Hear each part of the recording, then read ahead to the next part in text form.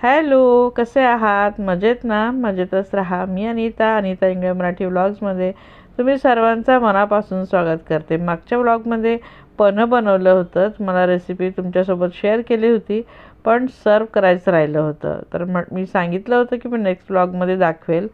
तर आता मी तुम्हाला दाखवते. मस्त ग्लास घेतला आहे आणि मी एका बॉटलमध्ये ते भरून ठेवलं होतं, कारण आता ते संपत आलं होतं. कारण सगळ्यांना खूप आवडतं घरी बनवलेलं पन्ह. तर मी जसं सांगितलं होतं की 1 भाग पाणी आणि 2 भाग पन्ह असं घ्यायचं. तर मी तसंच मिक्स करून बॉटलमध्ये ठेवलं होतं. तर आता ग्लासमध्ये ओतलं आहे आणि मी छान असे आईस क्यूब त्यामध्ये मी घालत आहे आणि असं चिल्ड मस्त प्यायला मजा वाटतं हे पन्ह. आणि घरचं पन्ह तर आहा, काय क्या बात आहे, खूप मस्त लागतं. तर असं मी पन्ह आज एन्जॉय करणार आहे तुमच्यासोबत गप्पा मारताना. आणि जे तोंडी लावणं बनवलं होतं ना, ते देखील तुम्हाला दाखवते. तर ते देखील संपत आलं होतं. तर मला फुल भरलेलं तुम्हाला दाखवायचं होतं, पण ते म्हणजे वेळच मिळाली नाही, कारण की अगदी पटापट हे संपवलं. तर बघा थोडंसंच राहिलं आहे आणि ते असं बनलेलं होतं छान. फक्त बेसिक आपण टाकलं होतं, हळद, तिखट आणि मीठ. पण खूप टेस्टी लागतं हे, एवढंच. मागच्या वर्षी मी एक ऑर्गॅनिक आंबे तुमच्यासोबत शेअर केले होते.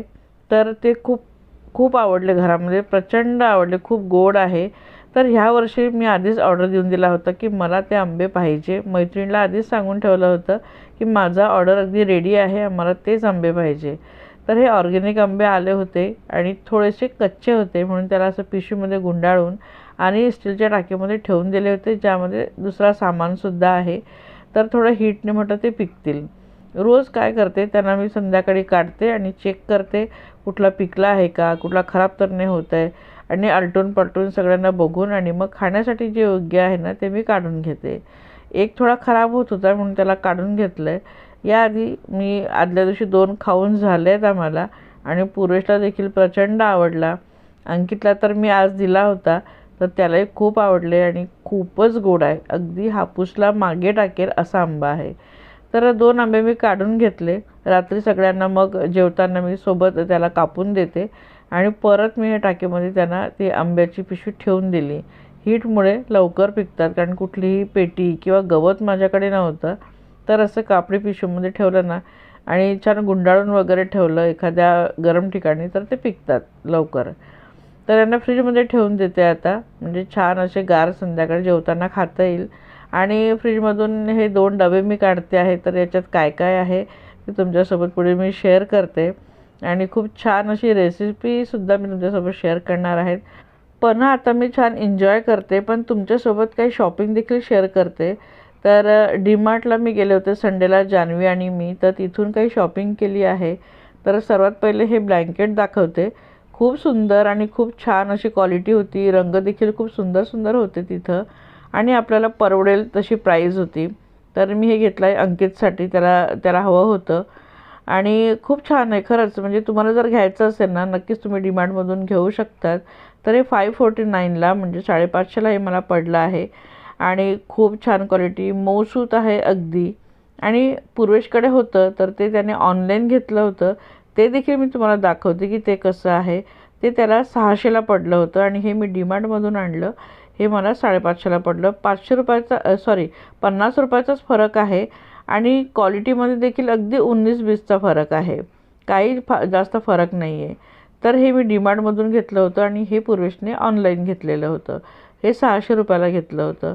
काही फरक नाही आहे. हाही अगदी मऊ कापड आहे याचा आणि खूप छान सॉफ्ट आहे. अगदी अंगावर तो जेव्हा पांघरतो ना, मी जेव्हा त्याची घडी करते ना याची, खूप छान लागतं हाताला. तर असं हे त्यांनी ब्लँकेट ऑनलाईन कदाचित ॲमेझॉनवरून घेतलेलं आहे. तर हे त्यांनी घेतलेलं आहे आणि अंकितसाठी मी डीमार्टमधून आणलं. काही फरक नाही, तुम्ही डीमार्टमधून देखील घेऊ शकतात. आणि त्यानंतर हे नेपकिन्स मी शेअर करते. तर हा 129चा सेट होता पूर्ण 4 नेपकिनचा. तर मला काही किचनचे नेपकिन चेंज करायचे होते. तर मी हे आणले आहेत त्यासाठी. कलरही खूप सुंदर आहेत आणि पातळ आणि सॉफ्ट आहेत छान असे, अगदी जाड पण नाही आहे. क्लिनिंगला किंवा किचनमध्ये हात पुसण्यासाठी या सगळ्या गोष्टीला असे थोडेसे सॉफ्ट आणि पातळ टॉवेल हवे, कारण ते सुकायला पण पाहिजे वेळेवर. तर म्हणून मी असे चॉईस केले आणि 4चा सेट आहे. खूप सुंदर कलर आहे यामध्ये. तर मला म्हटलं 2-3 मला आता उपयोगात पडणार आहे, तर कुठे कुठे ते देखील मी तुमच्यासोबत शेअर करेल आणि बाकी तर मी ठेवून देणार आहेत, कारण की आपल्याला नेपकिन्स वगैरे हे लागतच असतात. तर खूप छान अशी क्वालिटी आहे यांची, खूप सुंदर नेपकिन्स आहेत. तर म्हटलं चला हे देखील मी घेतली तर तुमच्यासोबत ते देखील म्हटलं शेअर करते. त्यानंतर मी घेतला एक ब्रश. तर मला सोफा मी असं झटकून वगैरे घ्यायची किंवा मग हँड ग्लोव्ह जो असतो ना आपला कापडी, त्याच्याने मी पुसून घ्यायची. पण आतमध्ये हात जात नाही, अगदी आतमध्ये जे बारीक बारीक कण असतात ना धुळीचे म्हणा किंवा अन्नाचे, ते निघत नाही किंवा आपण काही खातो वगैरे काही सांडलं जाते तर ते निघत नाही. तर त्यासाठी मी ऑनलाईन असा ब्रश बघत होते, पण मला डीमार्टला हा ब्रश दिसला आणि मला खूप आवडला. त्याचे जे पुढचे दात आहेत ना, ब्रश आहेत ना, ते सॉफ्ट आहेत छान, पण अगदी आतमध्ये जाऊन कचरा काढतील अशा प्रकारे मला ते वाटत आहेत. मी जेव्हा उपयोग करेल, त्याचा यूज करेल तेव्हा शेअर करेल तुमच्यासोबत. आणि त्याला मुख्य म्हणजे ना लाकडी हँडल आहे. जे मी ऑनलाईन बघितलं होतं त्याला प्लास्टिकचंच हँडल होतं आणि ते कधी कधी हाताला खूप लागतं आणि हँडल करताना देखील आपल्याला त्रास होतो. आणि खूप सॉफ्ट आहेत याचे हे जे काही पुढचे ब्रश आहेत ना ते, आणि छान असं लांबलचक आहे. तर जेव्हा मी त्याला यूज करेल तेव्हा नक्कीच शेअर करेल की तो कसा आहे यूज करण्यासाठी, तर तुम्ही देखील घेऊ शकतात.